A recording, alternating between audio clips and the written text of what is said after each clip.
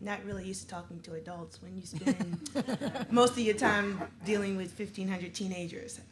Nevertheless, in reading Chad's report, what struck me was the report on Manatee High School.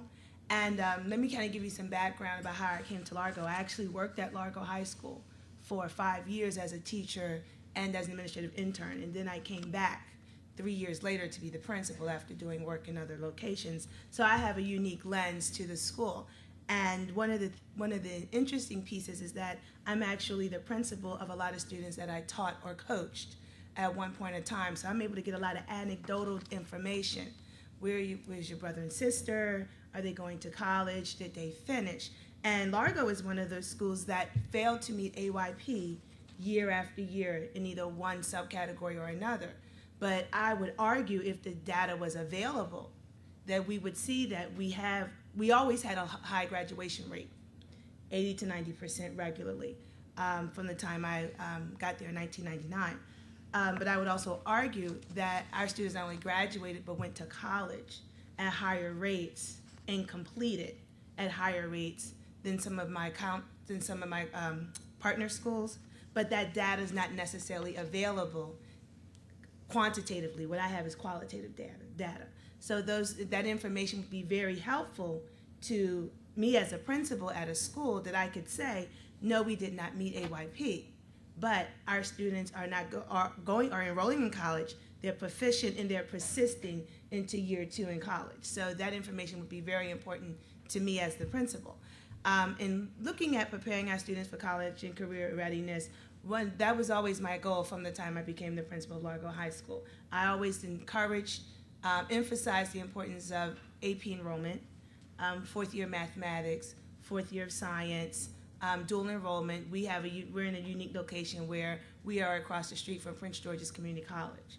So if a student wants to participate or attend in a dual enrollment program and they're not able to do so financially, I can often use school funds to be able to supplement some of the parents' income, and I do that as funds are available, legally, of course.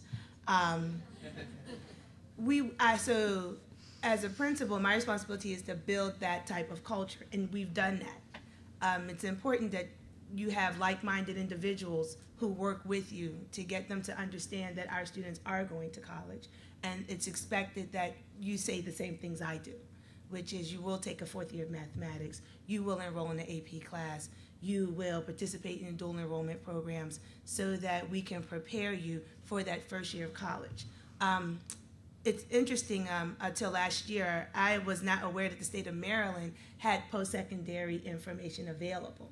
And I actually found that by attending the College Summit Institute in Las Vegas and was able to work with one of the policymakers with the University of Maryland system. I was able to get a really good piece of data that let me know the number of students that graduated from Largo High School who enrolled in a post-secondary school in the state of Maryland, whether or not they took remedial classes and whether or not they were able to persist to their second year of college. And getting that information, I was really able to look at, are we preparing our students for post-secondary education? And the answer, in my opinion, is no. Too many of our students are taking remedial classes. Unacceptable.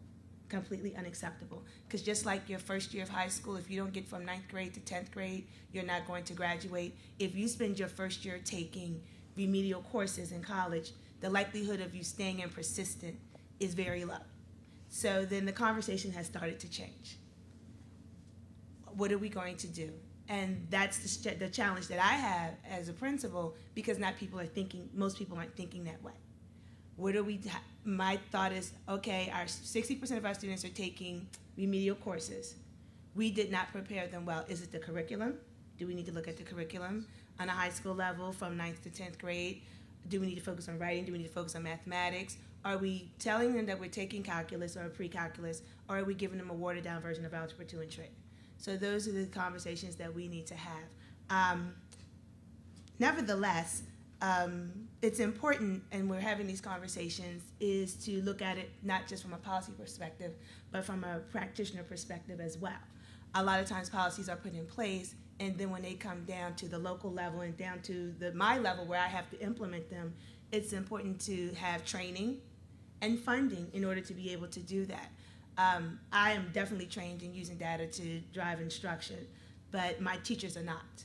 And so then that becomes staff development issues and training behind that. How do we teach teachers on how to use that data to inform their instructional practices? So as we continue to have these conversations, often the urge when I meet policymakers is to have a practitioner sitting at the table so the practitioner can say, this is feasible, this is not feasible, this is what we can do, and where are our compromises.